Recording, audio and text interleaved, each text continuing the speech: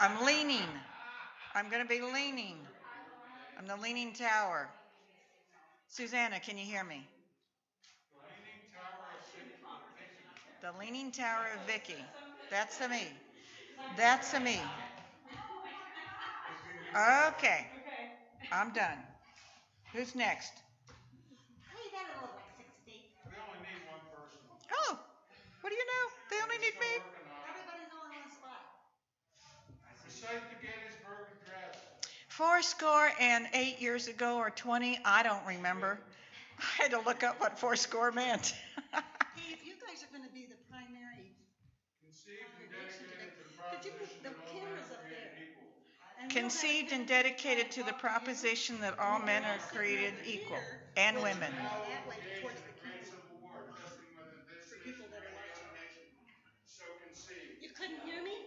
and so dedicated and endure. Great. Thank you. We're good. Terrific. The camera is over there. And so we will have a tendency.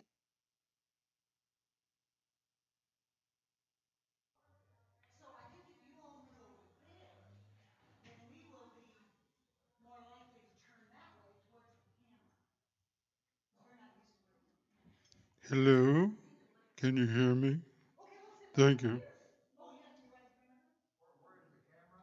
The camera's Camera's over there. Don't worry about it, Frank. We will not publish your face. Well, she's telling us we got You won't, they won't see you with that. It only has this, I'm trying to get them to move so that we don't Why? talk to them. And then instead of talking No, this just way. no. We want you to talk to them. That was you weren't here when I gave my speech. Okay, please talk to the group. Don't worry about the camera. There's gonna be more people up there. Easy, sis. Come here, come here, come here, come here, come here.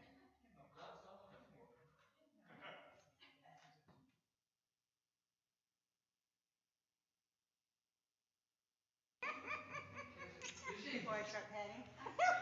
No, before the endorphins begin. Oh, really? Oh, okay. You know 20 seconds more than I do. Alright. No, you can't.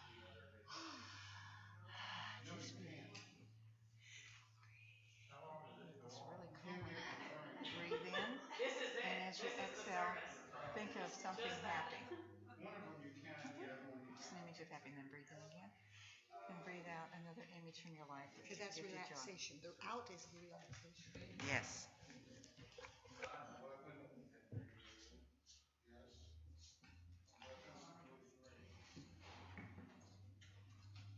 No, cannot.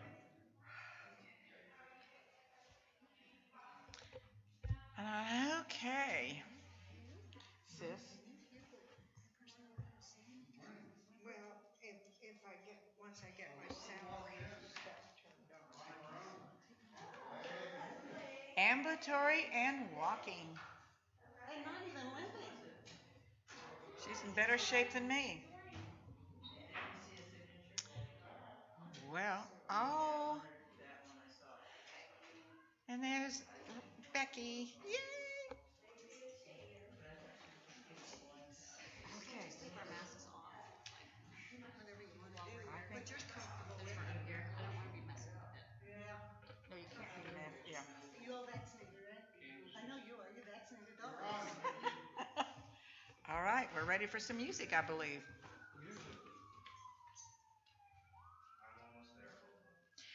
We're almost there for the music. Until then, I will hum. Oh, no, please. She knows how bad I sound. She doesn't want me even humming.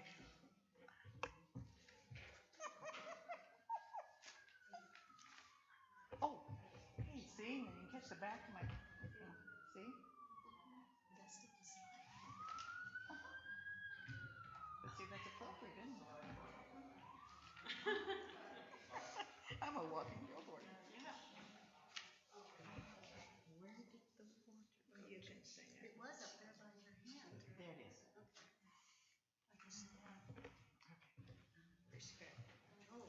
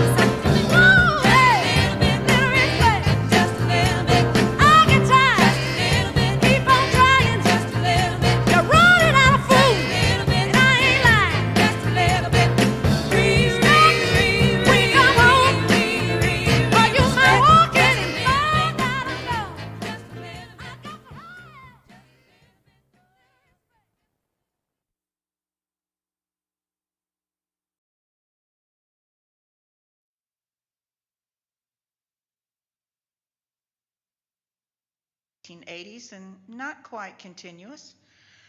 Reinvented in 1961 as the UUFT. Welcome to the first of the first Sunday services dealing with racism. So however you came in here, whether it's hobbled like me, 2 feet, wheeled in, little tiny feet, however, you're welcome. Whoever you love and however you dress, you're welcome. Welcome to the UUFT.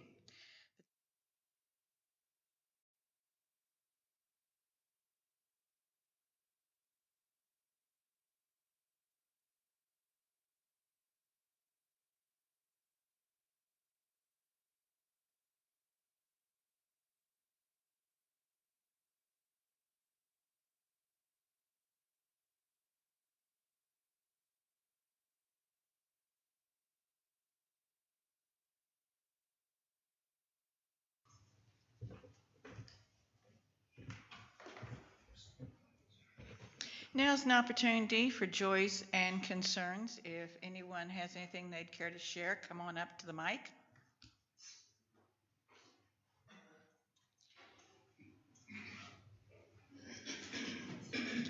Welcome, Walt Recker. I am Walt Racker. Wanted to remind everybody that Linda Lucero is having a hip replacement surgery this week. There are some open slots on her Take Them a Meal plan, so please sign up and make sure that she doesn't have to suffer from Bill's cooking along with her other recovery options. So, thank you. It's an act of mercy.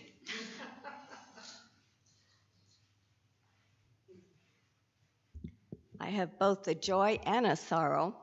My dear Uncle Bob made it to 100 years this summer.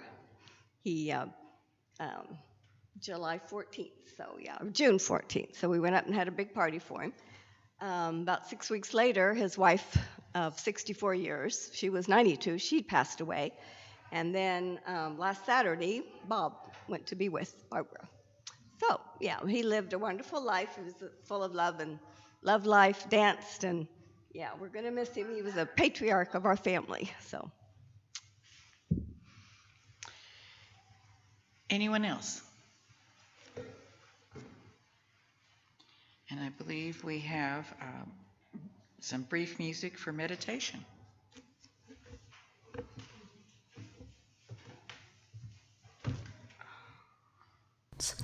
Honor the dark as you do the light. Receive the gifts that come to us by day and by night. I choose to honor the dark, uncertainty and change. Deliver us from fear until only love remains. Honor the dark as you do the light. Receive the gifts that come to us by day and by night. I choose to honor the dark, uncertainty and change. Deliver us from fear until only love remains. Honor the dark as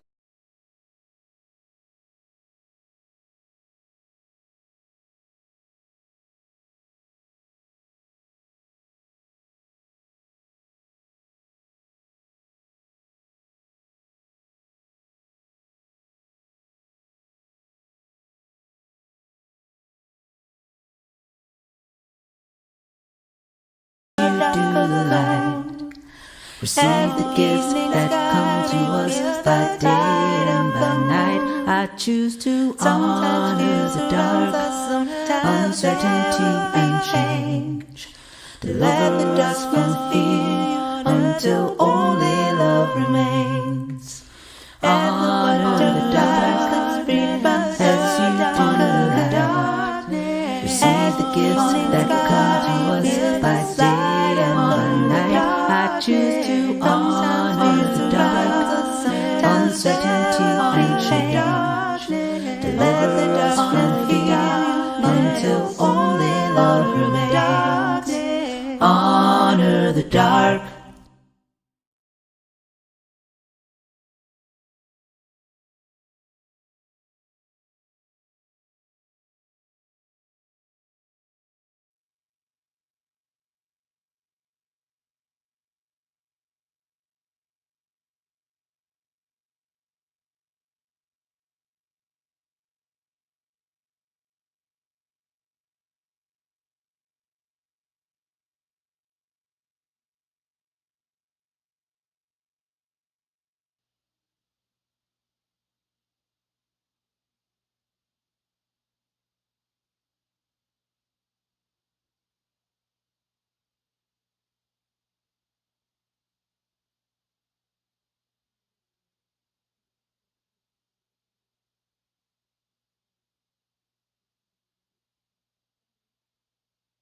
I discovered her on YouTube during the pandemic, I think.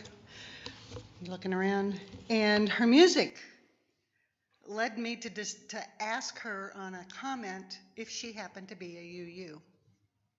She said, "Oh, yes, I am." So this is one of our UU musicians.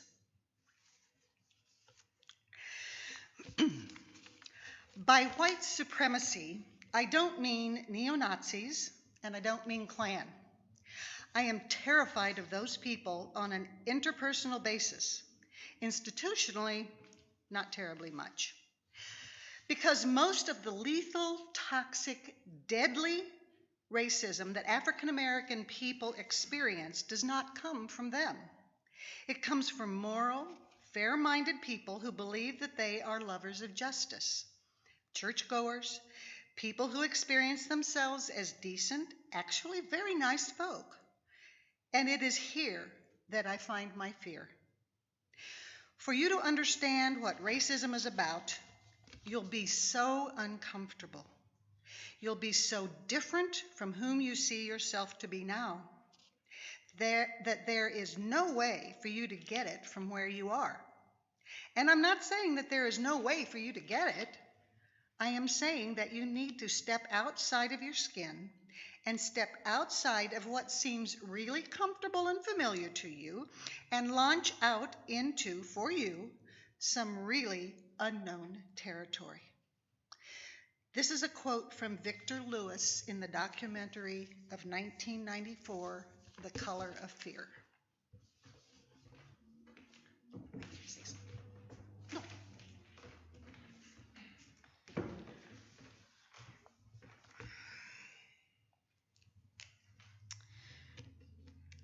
This is an introduction to this series of programs, and it's called Our House. A few years ago, the UUFT began experiencing underground rumblings. At times, the ground seemed to shift and shake a bit. The rumblings grew louder and more frequent. It made us uneasy, even frightened. Then, in August 2019, the earth suddenly ruptured. There was a huge, unsightly rent in the earth that split our house in two. Some members left. Our reaction was strange, but perhaps predictable. We began calling back and forth across the rift, each side blaming the other for that rift in the earth. There were several issues each side seemed sure was the reason for it, for or against a minister, ageism, and racism, to name a few. Since then, a conflict resolution team was formed, and the factions have tried to resolve their arguments, or at least put them aside, so that they can begin the more urgent work of rebuilding the house. Have we mended that rift? Or have we merely placed some shaky boards across it? Are we rebuilding the entire house, or just building onto what is left on one side of the rift? One thing is sure, it is a much smaller house now. It may seem counterintuitive to tackle any topic that has been a source of strong disagreement while we are rebuilding our house. But I'm betting that we can work with the topic of race. I'm betting that our disagreements have to do with how to get where we want to go, and that we're in pretty close agreement on the desired outcome. In fact, members and friends taking part in the conflict resolution listening circles named the 8th principle as the one we struggle with the most. I'm betting that this is one way to start mending that rift, to rebuild the entire house.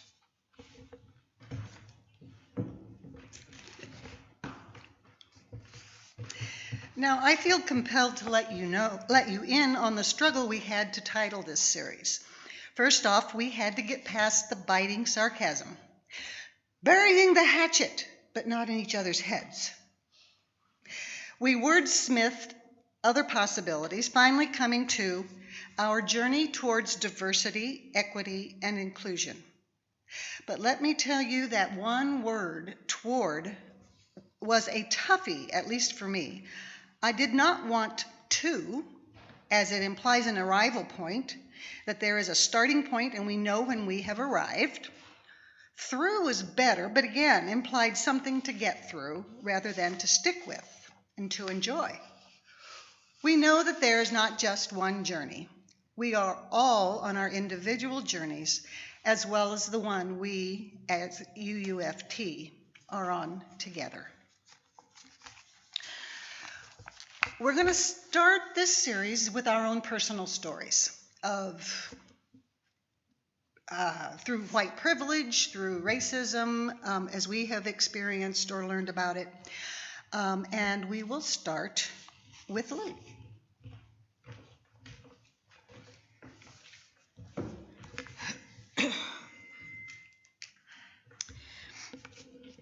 I grew up in a tiny central Kansas town where there were no black people. There was no diversity at all to speak of. I don't recall when I first became aware of races. Maybe it was in Methodist Sunday school. You remember this song? Jesus loves the little children, all the children of the world. Red and yellow, black and white, they are precious in his sight. Jesus loves the little children of the world. That was the full extent of my racial training. And really, it is a pretty strong pro-diversity statement. I don't mean to imply, however, that my hometown was all sweetness and light. I don't mean I never heard anyone utter a stupid, bigoted remark. I just mean that the influences on me were anti-racist. I once asked my mom about black people. She said, they are as good as anybody else. As I grew older, I became increasingly aware that though black people were as good as anybody else, they definitely were not getting as good a deal as anybody else. Once I became a student at KU, I finally began to meet and know black people. One of the things I realized early on was that I was sitting in a superior position and feeling sorry for them. I didn't have the words then to describe how that was wrong, but I could feel intuitively that it was wrong. I realized I needed to walk side by side, to be a friend. There were opportunities to be an activist in the mid-1950s in Lawrence. Restaurants, theaters, hotels, and the swimming pool, of course, were not integrated. Some KU graduate students had founded the Group for the Improvement of Human Relations, or GIHR. The GIHR sponsored mixed-race sit-ins at local restaurants. I was one of the sitters. The GIHR brought in a speaker for us. He told us this: we are all racists. He was a black man speaking to a mixed audience of black and white undergraduates. We are all racists. We all prefer the familiar, the customs, the faces, the language, the religion that is ours seem like the right customs, faces, language, and religion. He cautioned us to never get above ourselves and think that we are free of racism, rather to look for, be aware of, and careful of the racism that operates within us. That was one of the best pieces of advice I've ever gotten in my entire life. My next foray into activism was to integrate my dorm. Now, dorms at KU were not exactly segregated, but the little 50-woman scholarship hall I lived in was all white. With the permission of my dorm mates, I went to the Dean of Women and requested that we have a black woman amongst us. Next year, I had a new black roommate. Bev was lively and good-hearted. She had an incisive mind and could quickly see solutions to problems. We were all happy with Bev, but I used to see her in the student union with her black friends. At the end of the year, she had not maintained an adequate grade point to stay in the scholarship hall. I never could buy that someone with a mind like Bev's couldn't maintain a C average. I think she deliberately blew her grade point to tactfully return to the friends she felt comfortable with. So that was my first lesson in the perils of tokenism. And that was the end of my activism. The struggle, led by Martin Luther King, was going on in the South, and I didn't have the money, the time, or the courage to go there. So I mostly cheered from the sidelines over the years when civil rights went from concept to law. I have been sitting on the sidelines ever since. I was aware, of course, that civil rights legislation did not accomplish nearly what was hoped. But what could I do? It didn't seem like I was in a position to do much. It was George Floyd's murder that convinced me that however unabled I might feel, it is necessary to do something. The enormous worldwide outpouring of grief and rage that Floyd's murder set off made me feel hopeful that this is the time to accomplish something. I want to add my voice to the chorus calling for change.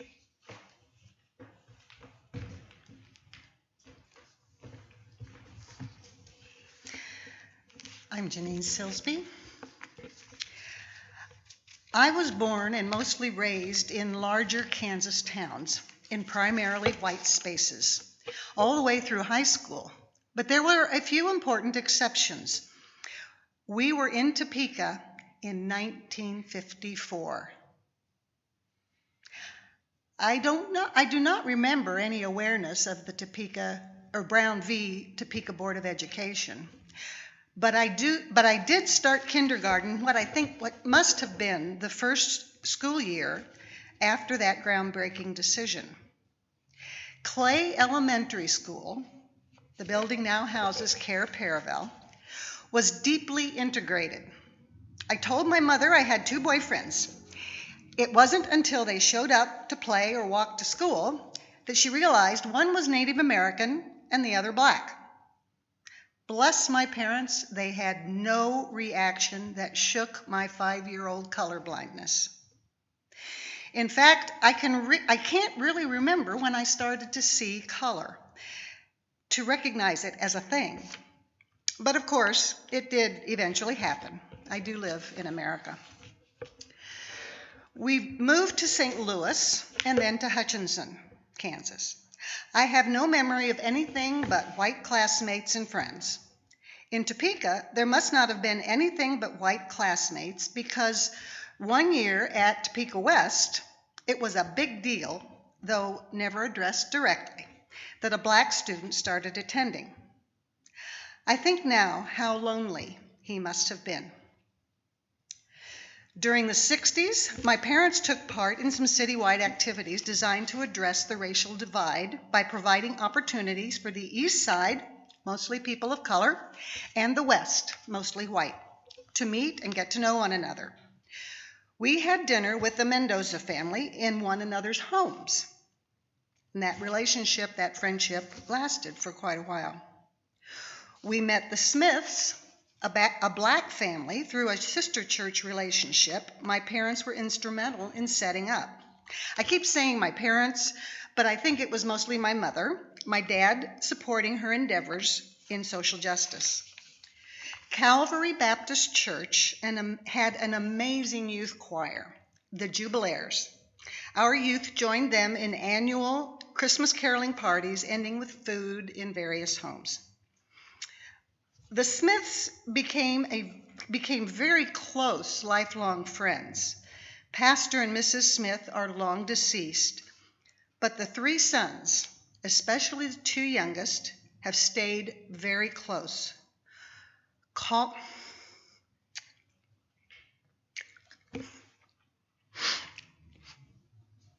calling to sing to my mother as she was dying.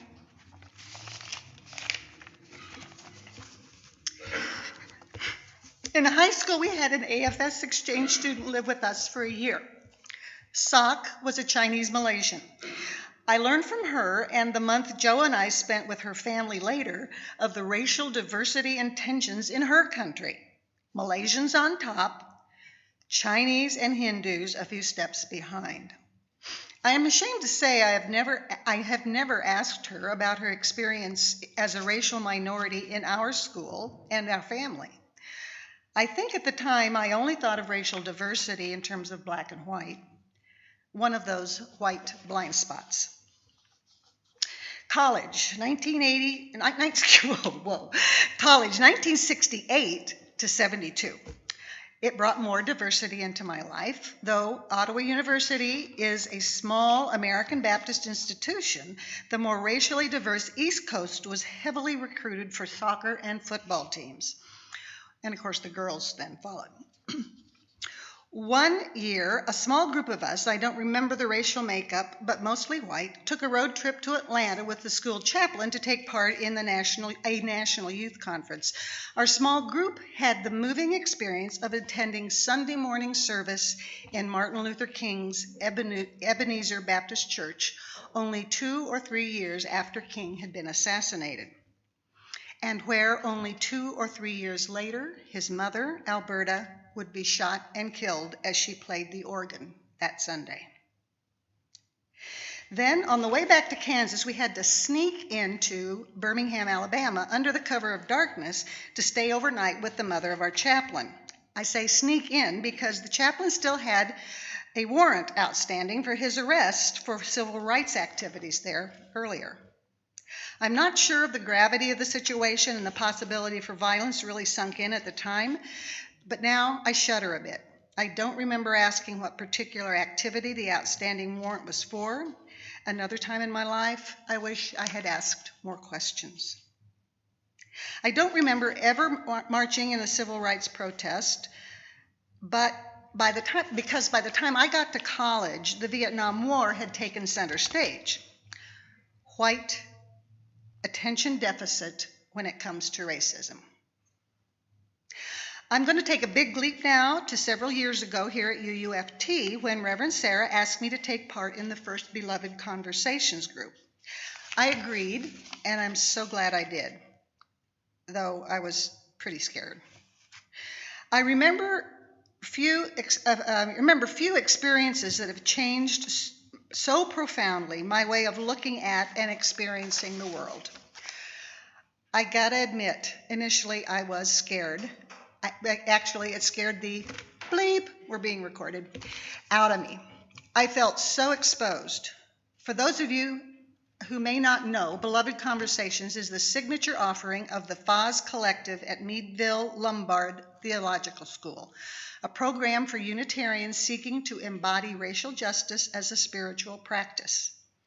In Beloved Conversations, we are here to heal the impact of racism on our lives in order to get free together. That's a quote from their website. I hope to be able to share more about this experience in a future service in this series. There were 3 profound UU spiritual experiences for me within a 1 to 2 year period. Beloved Conversations, and then the annual convention of the Association for UU Music Ministries, whose theme was the importance of diversity and inclusion in our music. And then attendance at the first BLUE, Black Lives of Unitarian Universalism symposium, where white UUs were allowed to attend. I don't know if our numbers were actively limited, but we were definitely a small minority. I felt privileged to be on holy ground. In addition to all of this, my relationships with several UUFT members of color who have left us due to no longer feeling safe in this space, that has brought me here to this project, to say yes to Lou's invitation.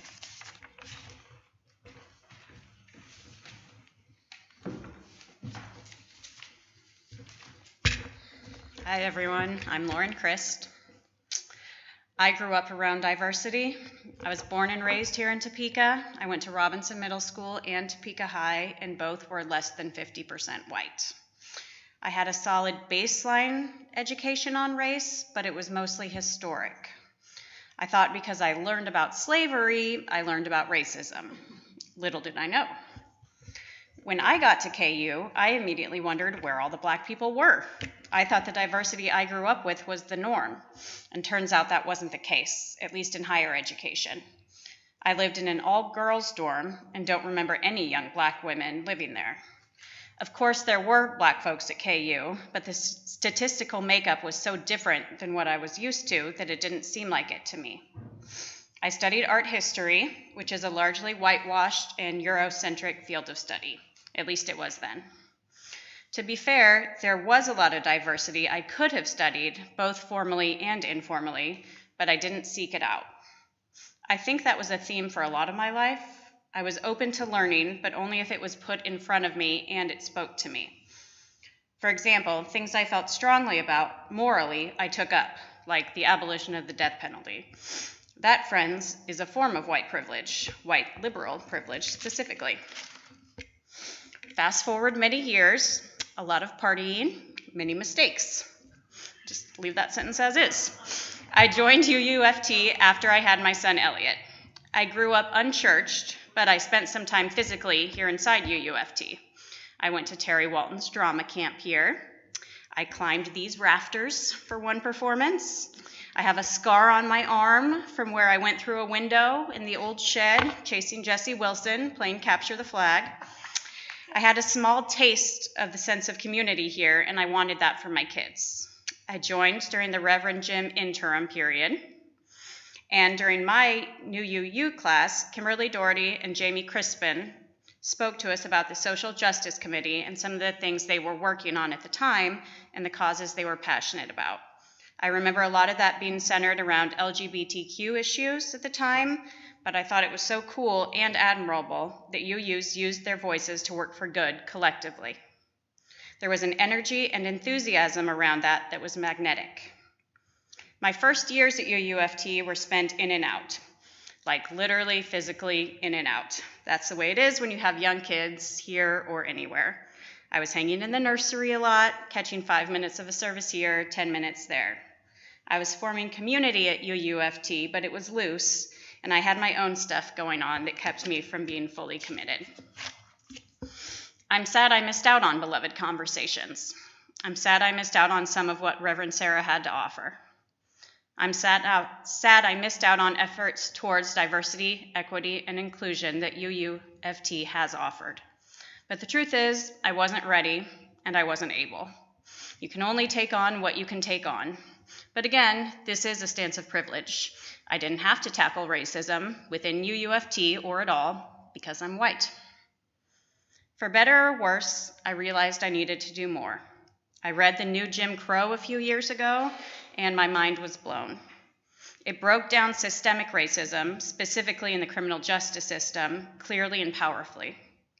George Floyd's murder and the subsequent protests and invigoration of the Black Lives Matter movement showed me that it's time. It's past time. I was lucky enough to be a stay-at-home parent for many years and wanted to use that privilege to take some time to read, discuss, and untangle some of the conflicts surrounding race and racism at UUFT specifically. I think starting in your own backyard is sage advice when it comes to tackling big, seemingly insurmountable tasks like dismantling racism. I started a racial justice group here with that task in mind, educating ourselves, learning about local issues, and tackling our own racial biases, microaggressions, and addressing our own white privilege within the framework of UUFT. Unfortunately, between COVID, getting a full-time job, a big split, moving, general big life changes, I didn't have the mental space for a while to keep that up.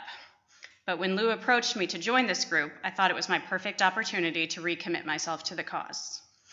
I know this rift, if you want to call it that, goes beyond UUFT. The UUA has struggled with how we, UUs, need to make changes, and different people feel differently about that, to oversimplify. Some think that tackling racism, or addressing our past and current shortcomings, and making changes might tear Unitarian Universalism apart. I think the opposite.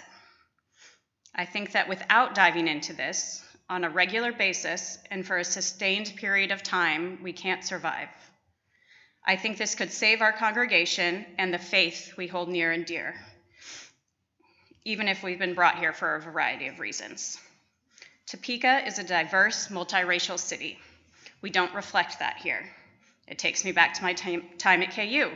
Where are all the black people? And just like at KU, of course they are around. But we can't wait for every issue to present itself in a nice, palatable way that we can address when we are ready. That time is now. It's time for UUFT to dive into racial justice and to become more inclusive. There is so much to learn, but as daunting as that sounds, it is also infinitely exciting. There is real work to be done here, and if we can collectively use our voices to amplify Black voices, then we will already have had a measure of success.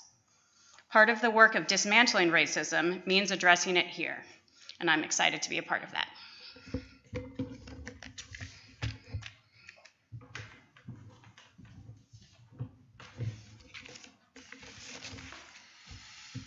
I am so glad to follow Lauren's comments. I'll explain why later. While a little younger than Lou, I was also affected by the changes going on in the 50s, but for me it was the images on the TV. As a result, I had several spirited conversations with my parents around racial justice.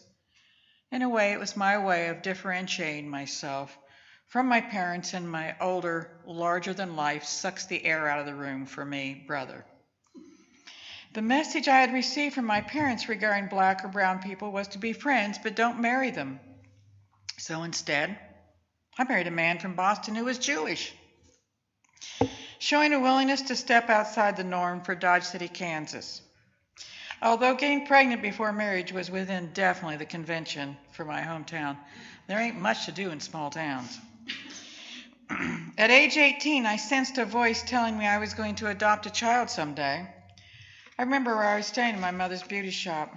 Now, perhaps it was because I had just read a magazine article about adoption, but for whatever reason, I knew I would be open to that option.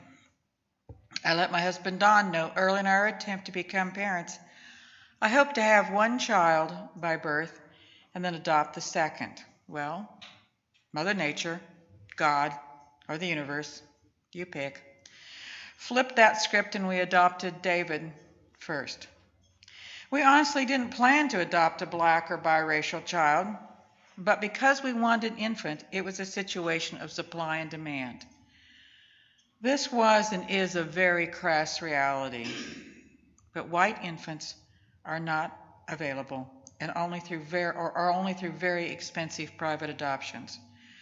I'm telling you this because I don't want to be given a reward for saving a needy child, one of the many insensitive comments we heard. We don't deserve pats on the back because we adopted transracially. The cause we were responding to was not civil rights or racial justice, but cause we wanted. We need a child to parent. We are so grateful that Mother Nature, God of the universe, and the Kansas City Catholic Charities matched us to our son David.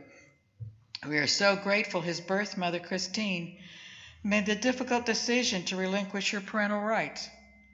Ironically, if it had not been for her exceedingly racist parents, David's journey and ours could have been very different. We are grateful to the 2 UU congregations that helped nourish and support David, this being one of them. I'm looking at some of these faces out here that helped him. And yet we acknowledge now we could have done a better job parenting a Black son by giving him Black adult male mentors, something UUFT couldn't supply. So I have a personal stake in this topic because the people I love, both my son and his wife, who is first-generation Haitian, both family and friends, my values and my hope from our faith. Speaking of our faith, here's a question from page 1 of Widening the Circle, the report from the UUA Commission on Institutional Change. How will our living tradition keep up with the times? Several national trends were identified in the book. The demographic decline in non-Hispanic white population is pertinent to this series our first Sunday team is developing. This demographic change plus globalization is requiring increased cultural competency in schools and workplaces. But what about religious organizations? What about us? Look around you, UFT. How do we develop the increased cultural competency needed to keep up with the times? As I said at the beginning of my section, I'm so glad to follow Lauren, and I want to lift up this section from her section.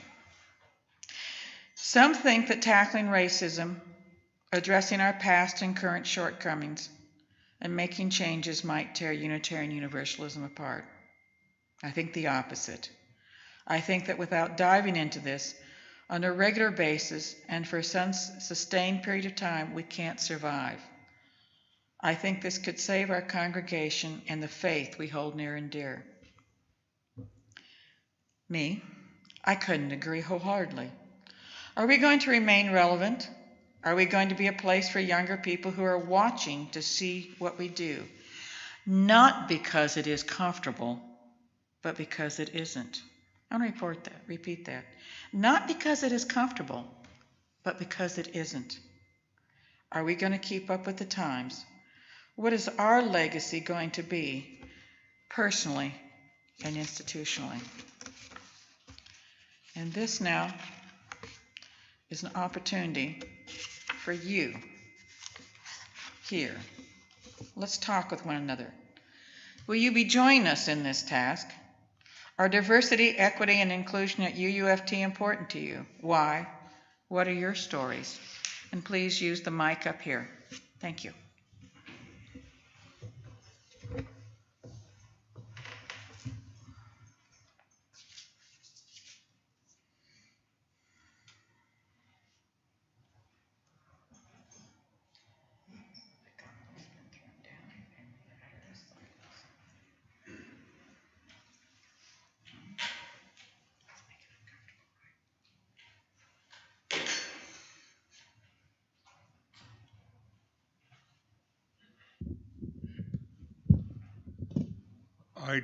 I'm Bob McDaniel. I'd like to thank the four of you for positive stories about where we've been and suggestions about where we might go. I think it was necessary. I think it was well done. Several years ago, we had a speaker who asked us to look at essentially the question of white privilege. And I was then at that point that in agreement that white privilege, particularly privilege for white males, is in fact a very real thing. Was then, helped me do some things, is now. But I was hesitant to take the move from thinking of white privilege to looking at myself as being a racist because I didn't like that language. I didn't think I fit. Over the course of the last 4 or 5 years, in part because of things that Sarah did, I have moved towards recognizing that I too am a racist and have done things that encourage and support racism as a cultural, I wish it was a cultural artifact, it's not. And to whatever extent, as we move forward, we can consider what sort of diversity we need in a congregation in our thinking. That is a positive thing. You've made a good start. Thank you.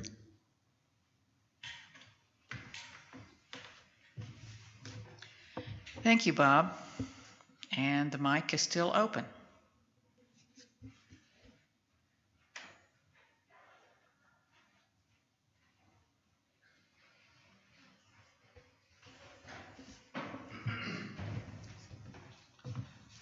Hi, my name is Dane O'Hara, and I actually wasn't supposed to be here today. I'm from Boston, and I had to move to Kansas to take care of my father about 10 years ago. And while I was happy to come back and take care of my father, I was very sad because Kansas always represented to me someplace where you could go snowblind if you stared too long. So I lived in New York City and Boston for almost 30 years, and so I was surrounded by all this color. So blooming where I was planted wasn't very exciting to me. And like a self-fulfilling prophecy, I got what I saw. Lately, since George Floyd and everything that's happened and COVID, it's been really depressing for me, sort of being stuck in Topeka and Kansas and not having a community. So I got a hold of a friend of mine last week, and we decided to meet today to talk about it, how we can find community. She didn't know either. On my way to driving to her house, she called and canceled, and I said, shucks. So I turned around, decided to take a shortcut down 21st, and was stopped by a motorcycle that got hit by a car right in front of your church here, right before you started. So the only place for me to turn around was your parking lot.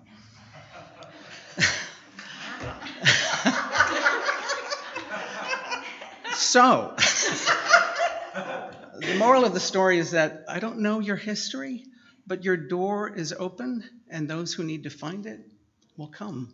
So thank you for being here today. I really appreciate it. I needed to hear this. Thank you.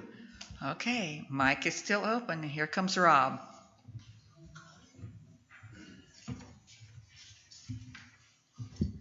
Good morning. My name is Rob Cook.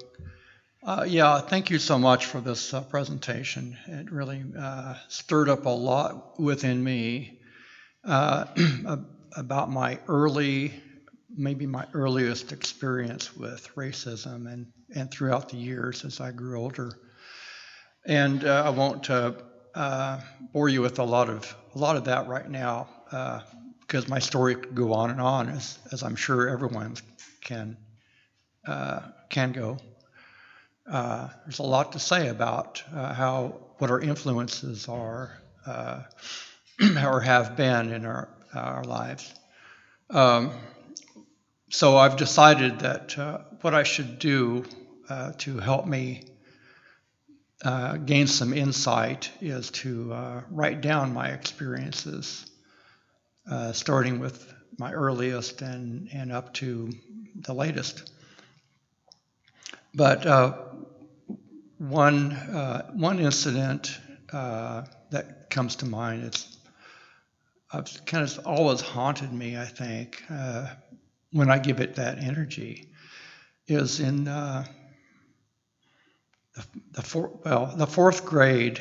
I attended a school here in Topeka that was very integrated, and I wasn't really ready for that.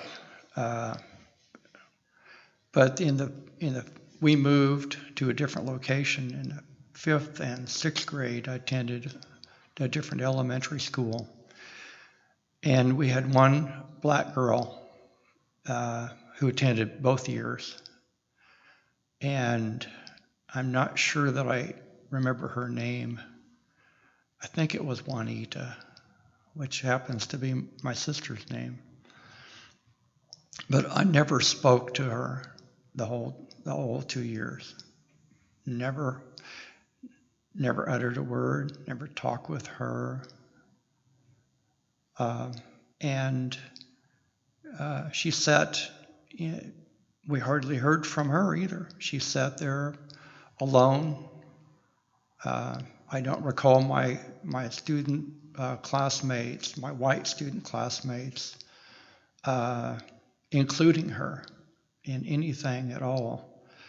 Though they may have. My memory is faulty, and I just didn't want to look that way and get to know who she was and even consider it. But now I think about inclusivity and how I feel when I'm not included in a situation. And I have a lot of sorrow about how she sat there by herself, out of her norm, and who she was. She had a family, and it just really makes me sad. Thank you.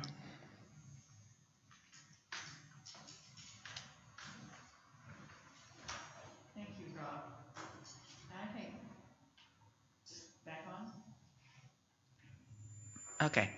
I think we can all look back in our experiences as children, young adults, and realize how our privilege, our white privilege, gave us the right to be oblivious. There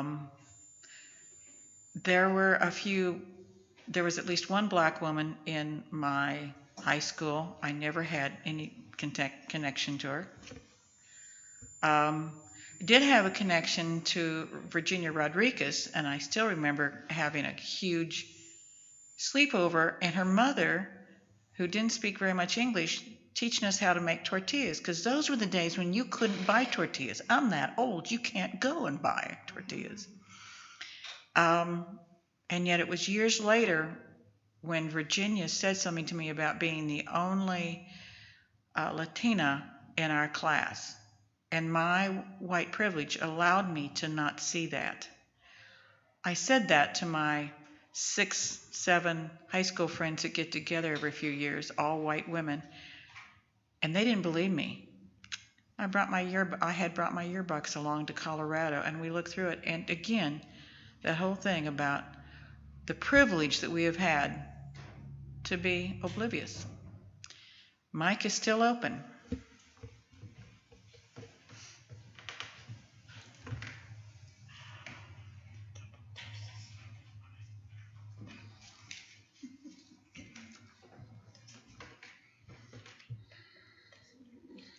All right, if nobody else is coming up, we will close with an Isabel Wilkerson quote from her book Caste, The Origins of Our Discontents.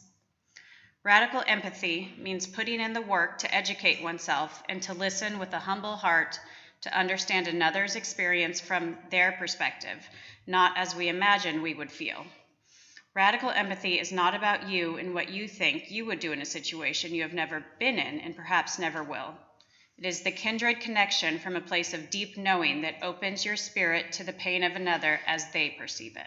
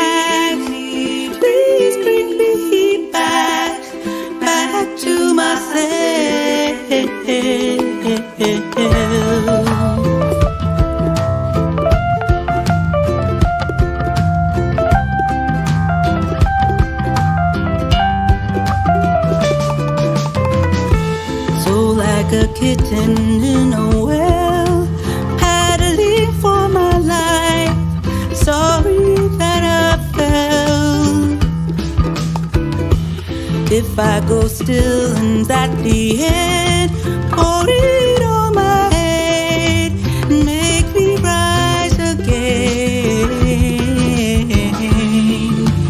Please bring me back, please bring me back to myself. Please bring me back, please bring me back to myself.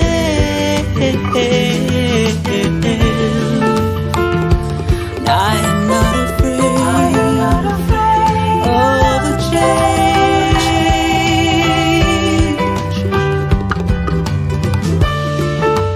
Though it might sound strange, I am not afraid.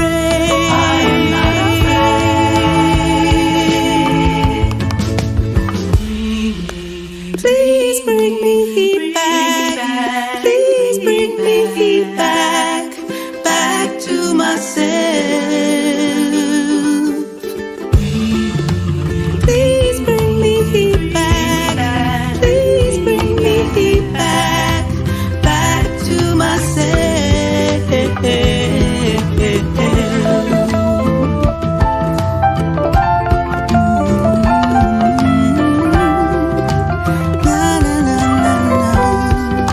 me back to myself. Bring me back to myself.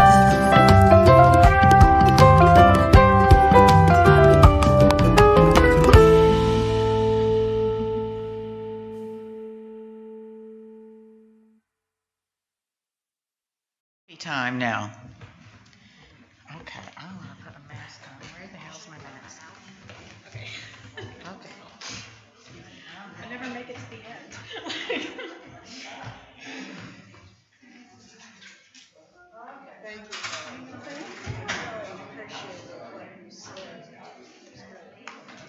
Well, aren't you glad? Aren't you relieved? I am. I have to say I'm disappointed by this. This is the first week back. It's gonna be like that. First week back.